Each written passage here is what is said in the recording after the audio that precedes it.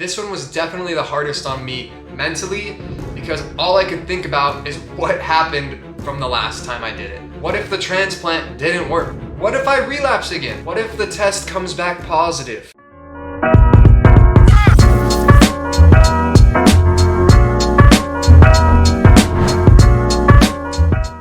Good morning, everybody. It is about 6:30 in the morning and we are headed to my day 100 procedure. Woo! So technically it's not my actual day 100. So that was a f***ing lie. It's like 102, 103, but it just ended up that the surgery was a few days after. So either way, still considering it the day 100 surgery. I'm going in for labs, I'm going in for a checkup, and then the bone marrow biopsy that will kind of, dictate a lot of stuff, whether the transplant took and it worked, so then I don't have to do it again. Whether I have to do it again. No, I don't think I will. Or I have to continue treatment, or I can kind of just get back into normal life. So hopefully it's that last one. Lexi looks funny right now in the sun. And I will see you there.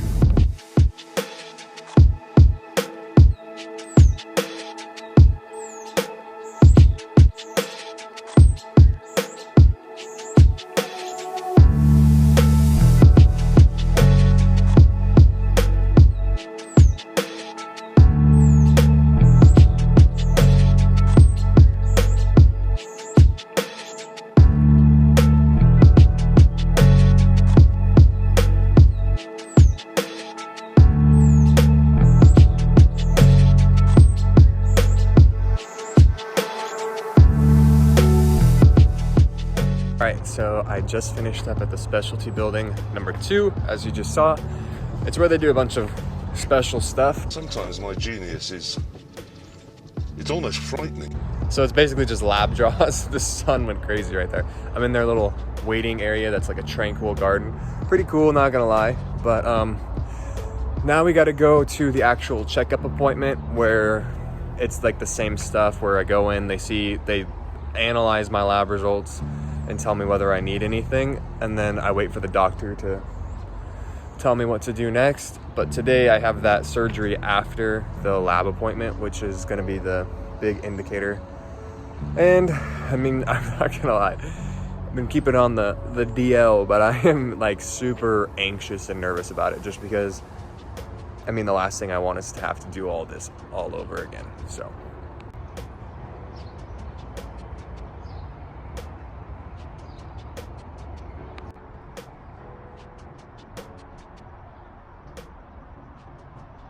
All right, we have driven to the other side of campus.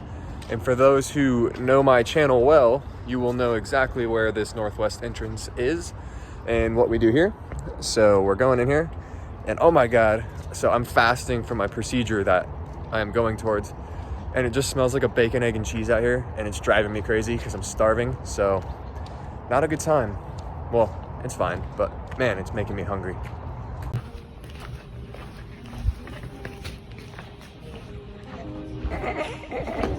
So we're in the building.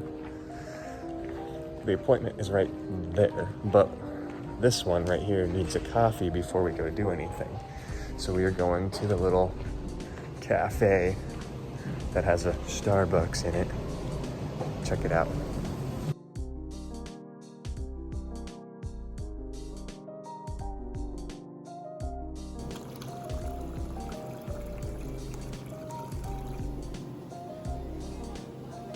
All right, so we're playing the good old hangman to pass time. This is a fake word. This is my word. As you can see, Lexi's guy is dead and has all the accessories. She only has an eye, and she's running out of letters to guess. How many are there in the alphabet? 26? This is a fake word. It's not a fake word. Get the other one either. What other one? The one that we played last time in the video. You said vine crazy. Hey. Come on, okay, in the comments, based off of these letters and what you see here, can you guess what the word is? Let me know in the comments below. All right, just got the handshake from the doctor. Hands, right? Yeah. They want to know you're really friends, best friends. That's right. He said I'm all good, and now I am moved rooms this is officially where I will get my bone marrow transplant, and everyone's like, congrats, woohoo, you know, like giving me the, you did it. And then they're like, don't worry, you're gonna have like 2 more years of this crap of just like, you know, maintenance and making sure you're okay and waiting for your body to get back to like 100% and everything. But here we are at the crucial bone marrow biopsy room where they kind of tell me if everything is as good as it seems, as good as everything's been going. So as you can tell, like I'm a little nervous, but we're gonna lay in this bed, we're gonna do great, and we are gonna have a successful, clean bone marrow that allows me to get my life back in the next 2 years, and I don't know, just I have life back again. So okay, so I have gotten in the car and just woken up from the bone marrow biopsy. They had to give me a lot of extra lidocaine because apparently I kept waking up and moving around during this one, so I can definitely feel it. My head is wobbly. I'm wobbly. You're I feel like a bobblehead, to say the least. So, but I woke up like 2 minutes ago and they had to give me a bunch of extra stuff. So, overall, they said everything went really, really great. Smooth procedure, and they got a beautiful sample, both the liquid and complete bone marrow sample. So I think we'll get it back in about 3 to 5 days. I will say I was a little annoyed though, because as soon as I got into that room that I showed you, they took my phone away and was like,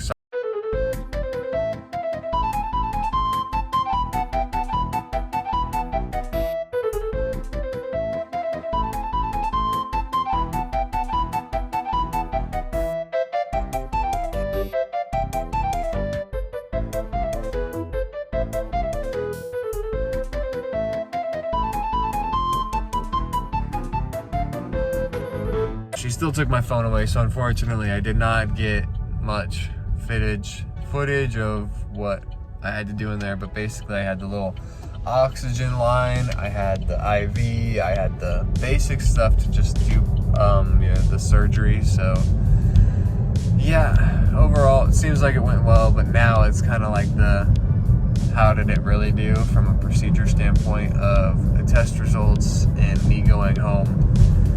But yeah, so we're on our way back home, and I will catch back up with you then.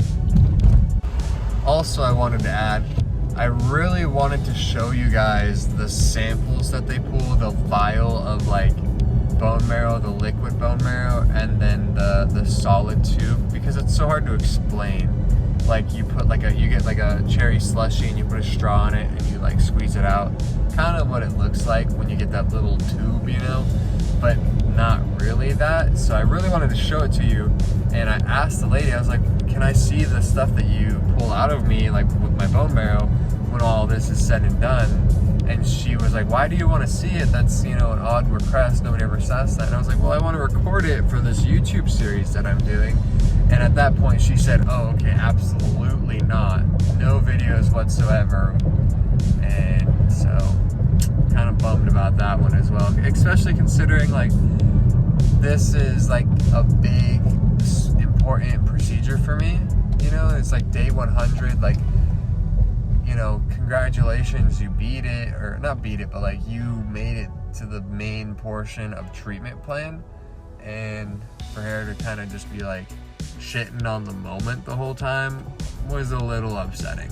But you know, it's okay, I got Lexi here, we're gonna go home and have a better day. So, I mean, despite, I'm probably just gonna lay there all day, so we'll see. All right, so I have made it home. As you can see, I'm obviously in the bed. I've been here for about an hour just laying down, and I think the lidocaine that they gave me for the procedure and any other meds, like numbing meds that they gave me, is starting to wear off, because it's starting to hurt.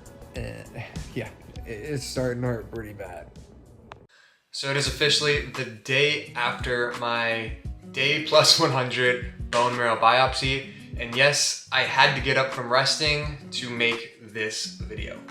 So this is a very important bone marrow biopsy, maybe because it's the last one I'll ever have. Not really, but last one for a while. But basically it is the deciding factor of whether or not I have to continue with heavy treatment, start over from the beginning of transplant, or be able to build my life back again.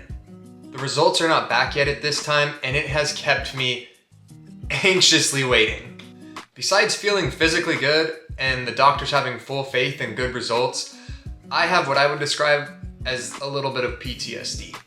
So if you know me or watched the first episode in my second Battle with Cancer series, you would know that I found out that I relapsed from a bone marrow biopsy.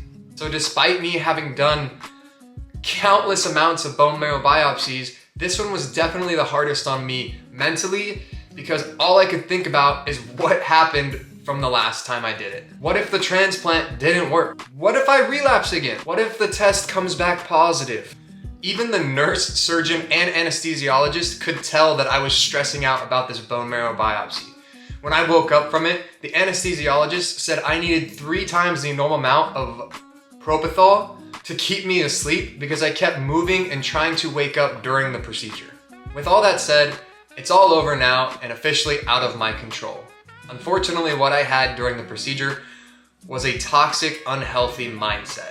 And when fighting cancer or going through life in general, it is so crucial to keep a positive and healthy mindset. So realizing this quickly after my procedure, I knew that I needed a change of mindset. So these are the 3 things that I do when I stress about things that are completely out of my control. First and foremost is to take a second and be aware of your feelings. It's okay to have a range of emotions, but being cognizant and understanding what they are at the time will allow you to have a peace of mind, just knowing whether they're really good or really bad. Having a peace at mind mindset will allow you to at least make normal or educated decisions and continue on with your life, even though you are experiencing a lot of stress or anxiety. Because these decisions aren't coming from your overly bad or overly good emotions. All right, so number 2 is manifest the positive. And if you don't know what manifesting is, it is speaking what you want into existence. And yes, I said speaking, not thinking. Say out loud, physically speak the words into existence throughout the day of what you want to see or have happen. And yes, there are people like, well, I've asked for a Porsche out loud for 1,000 times. And no, a Porsche isn't just gonna spawn right in front of you and you're good to go. But it will realign your mindset throughout the entire day to seek the positive. All right, and number 3, which is arguably the most important in times of stress and anxiety, and that's focusing on what you can control. I know it's hard, but don't focus on the things that you have no control over. They are officially out of your hands and there's nothing you can do about them. So my recommendation is to take 5-10 minutes with a piece of paper and pen and write down everything that is causing you stress and anxiety. Look it over and cross out the things that you have absolutely no control over. This will leave you with a list of just things that you can physically and personally take action on, which will change your mindset from feeling helpless to motivated. I really hope you guys enjoyed today's episode of the second Battle with Cancer series, and even more so, hope that you got something to take away from, whether it's for yourself or to share it with someone who needs it. I also hope you didn't forget to hit that like and subscribe button, because it truly is the best way to support me throughout my journey and help this channel grow. And if you're up for it, leave a comment below of how you would personally deal with stress, anxiety, or things that are completely out of your control. All right, well, thank you so much for watching. Remember to keep that mindset strong and that there are no limits. Peace. Let me put you on game. Don't listen to people who lose or you'll do the same. Stop talking to people who don't give a fuck what you saying. Stop spending your money on weed, go hop on a plane.